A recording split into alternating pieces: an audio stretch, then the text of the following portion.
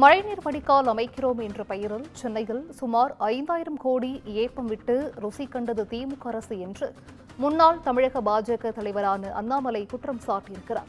கூடுதல் விவரங்களை சிறப்பு செய்தியாளர் காயத்ரி வழங்கிட கேட்கலாம். காயத்ரி, வணக்கம். இது குறித்தான முழு விவரங்கள்.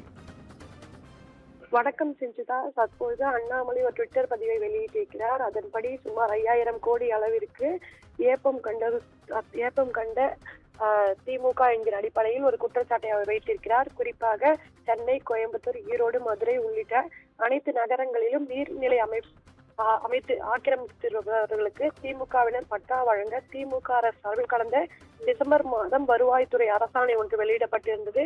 குறிப்பாக உயர்நீதிமன்றம் சார்பில் கடந்த 2024ஆம் ஆண்டே நீர்நிலைகளுக்கு பட்டா வழங்கக்கூடாது என்கிற ஒரு உத்தரவானது பிறப்பிக்கப்பட்டிருக்கிறது. இது தெரிந்தும் வேண்டுமென்ற திமுக அரசு இந்த அரசாணை ரத்தாகும் என்கிற தெரிந்துமே தற்போது இந்த ஒரு ஆணையை பிறப்பித்திருப்பதாக அண்ணாமலை குற்றச்சாட்டு ஒன்றை வைத்திருக்கிறார். குறிப்பாக தேர்தலுக்காக நாடகம் நடத்தி கொண்டிருக்கும் திமுக அரசு இந்த அரசாணையை வெளியிட்டிருப்பதாக அவர் குற்றச்சாட்டை ஒன்று வைத்திருக்கிறார்.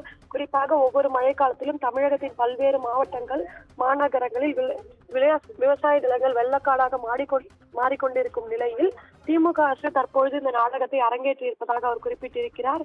அது மட்டுமின்றி சென்னை கொளத்தூர் ஏரி சுமார் 3000 இடங்களில் 80% பரப்பளவுக்கு ஆக்கிரமிப்பு செய்யப்பட்டுள்ளதாகவும் இந்த தொகுதி முதலமைச்சர் மு.க. ஸ்டாலினுடையது என்று அவர் குற்றச்சாட்டை வைத்திருக்கிறார்.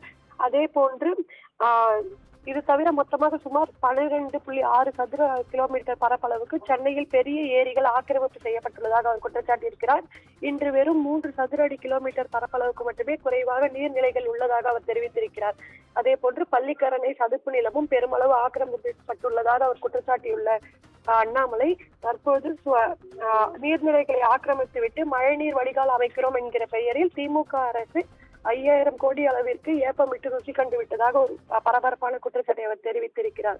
இந்நிலையில் அதன் முதல் படிதான் இந்த நீர்நிலைகளுக்கு பட்டா வழங்குவது என்கிற நாடகம் என்று அவர் குறிப்பிட்டிருக்கிறார்.